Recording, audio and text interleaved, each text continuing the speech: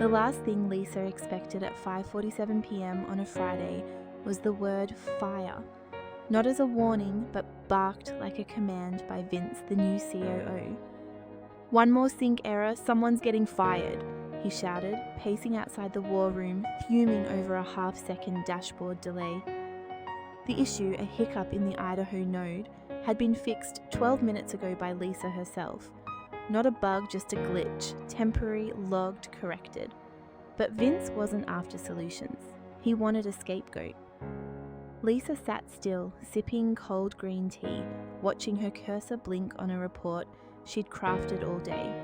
Her screen glowed with data validation flags, color-coded workflows, a masterpiece of her 14-year kingdom at Vyarch Solutions. Custom-built, obsessively maintained, understood only by her. If you've worked where the loudest voice knows the least, you know Vince. Slick hair, no tech scars, tossing buzzwords like scaling efficiencies, as if they were gourmet spices. In 3 weeks, he'd fired 2 leads, merged teams without HR's knowledge, and outsourced IT to a chatbot that once called a server outage an emotional boundary issue. Lisa stayed quiet. When you're the foundation, you don't scream about leaks, you keep the basement dry. Tonight, the ceiling sagged, and Vince glared at her like she'd caused it. She typed her final code line, hit save, and the ticketing system chirped. Sync resolved. Lisa marks. Satisfaction settled like good bourbon. She didn't know her name would soon echo in a board meeting with a tone reserved for missing persons. The office emptied. Shell from Ops waved without looking up. Tom from Finance argued with his wife via Bluetooth. Only Lisa's keyboard clattered, logging her final update like a surgeon's last stitch. No one said thanks. Her fixes were invisible, keeping Vyarch's bloated logistics system humming so seamlessly the C-suite assumed it was magic, or automated. She packed methodically, wiped her desk, shut down her terminal properly. Her screen showed a CPU usage graph, idling at a perfect 3%. Behind it, a failsafe blinked, her dead man's switch buried under permissions. Not destructive, just selective. If the wrong person pulled the plug, the system would hum but stop listening. She'd once joked about it to her therapist. Now she smiled faintly, grabbed her bag, and headed for the elevator. Vince, still barking about latency, didn't notice her, the ghost keeping the back end from collapsing. Rain fell as Lisa reached the parking lot. She flipped up her hood, calm as a monk, unaware of what was coming but hoping they'd push her too far. She was tired of being invisible. Monday, Vince stormed in, waving yesterday's error logs like divorce papers. "Explain this," he barked, slamming them on her desk. The logs detailed the sync hiccup she'd fixed, noted twice in stand-ups.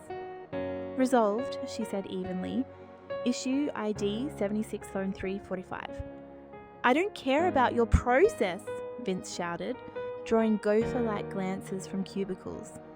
"You've had 14 years to build this rat's nest. The board's asking why order confirmations look like crayon scribbles." "That's unrelated," she started. "You're done. Clear your desk." Silence fell, broken only by humming desktops. Lisa stared, watching a child jam a fork into a socket. "Okay," she said, no plea, no scene. She closed her dashboard, opened a terminal and clicked upkeep. Bat. A pop-up blinked. Run final cleanup script. She hit enter. No dramatic alerts, just a quiet tomb sealing shut. She unplugged her keyboard, packed her notebooks, 15 years of network diagrams, and left the useless company thumb drive. HR appeared, offering a clipboard like it was toxic. Lisa signed, handed over her badge, and glanced at her screen. A grey message read, "System check completed. Handshake key required." No one knew it existed. The system would run on autopilot, ignoring all but her 4-line verification script, stored offline. not sabotage, a safeguard Vince once called paranoid overkill. Lisa walked past Vince, past the CFO pretending to check his phone. No one met her eyes. In the elevator, her hands shook, not from fear but restraint. She didn't say, "Good luck without me," her script would.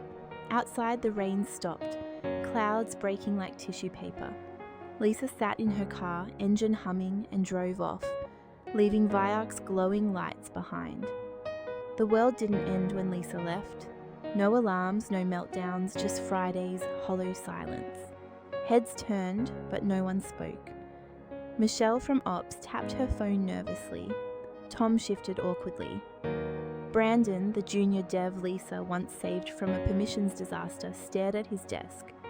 HR mumbled about follow-ups, trailing her to the elevator with a half-done checklist.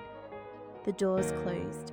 No handshake, no thanks, just quiet shoes on tile and a dead badge. Lisa drove home, rage untouchable, done carrying a system while Suits played executive, done fixing dashboards at 3 a.m. while marketing bragged about pipelines they didn't understand. Done being a ghost, she deleted Slack and email apps, poured a Negroni, and sat by her window, rain thumping like applause. For the first time in 14 years, no one needed her. It felt okay. Saturday, she hiked a trail with no cell service, air thick with pine and moss. Her knees ached, lungs burned, but it felt good to move. At Vyarch, edges frayed. A 4004 error hit the fulfillment dashboard. Cincinnati's warehouse couldn't update inventory. Logs lagged by 6 hours.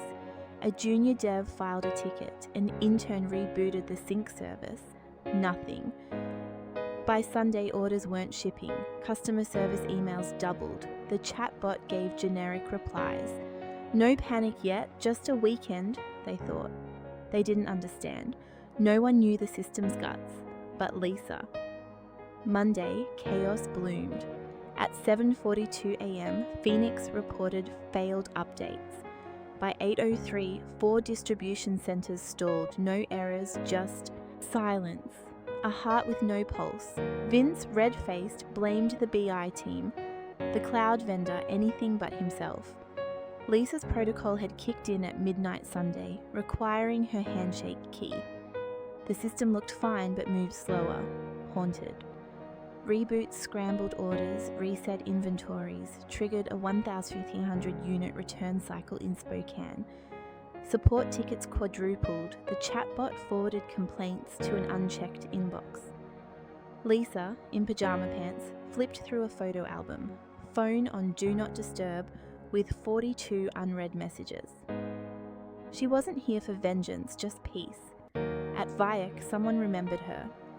"She built the architecture," a voice said. Vince snapped, "She's gone."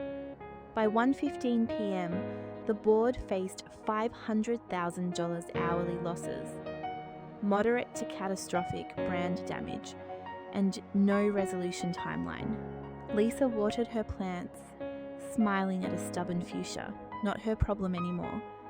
By Tuesday, Vyarch bled $6 million. Inventory write-offs, return errors, and an $800,000 shipping discrepancy piled up. A Fortune 100 partner threatened breach of contract clauses. A logistics vendor mentioned gross negligence and lawsuits. Vince ranted about sync loops, insisting someone would fix it. No one did. The head of sales asked, "Has anyone called Lisa?" Silence. Vince snapped, "We're not crawling back." But doubt cracked his leadership. Brandon texted Lisa, "Did you do something?" She replied with a winking emoji. No explanation.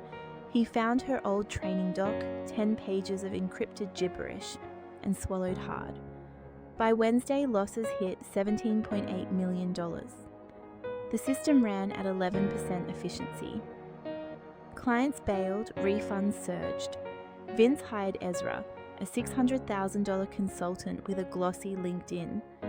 Ezra plugged in, smirked after 45 minutes, and showed a perfect uptime curve with handshake failures. "This isn't broken," "It's waiting," he said. "Whoever built this new logistics and human behavior, it's secure against sabotage, but not stupidity."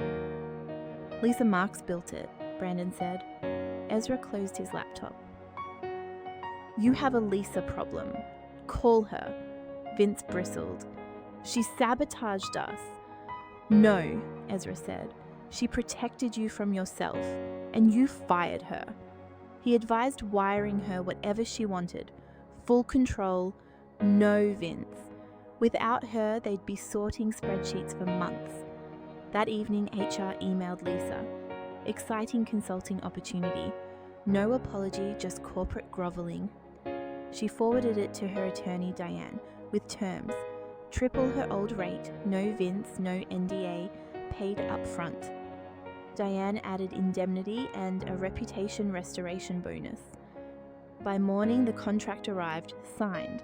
Lisa chose Brandon as her contact, granting her access to production and rollback privileges. At 11:02 a.m. Thursday, Lisa logged in via her private VPN. The dashboard stuttered. She navigated forgotten directories, entered her handshake script, LMRKS/HMDHK, and the system obeyed. Backlogs cleared, dashboards lit up, the chatbot apologized like a pro. In 48 seconds, failure became full sync. In the war room, execs watched metrics flip green. Ezra muttered, "Damn good work." Vince, pale, wanted to clear the air. Brandon showed Lisa's Slack message. "I do now." Vince's jaw worked silently. By noon, systems stabilized. Payment hit Lisa's account, $87,000. She ignored thank you messages, focused on idiot-proofing the system. Vince stood alone, tie limp, looking like a man exposed. That evening, Lisa sipped Pinot Noir on her porch, watching the lake. The wire confirmed her victory. Not money, but acknowledgement. The board sidelined Vince to strategic partnerships. HR circulated a memo on valuing expertise.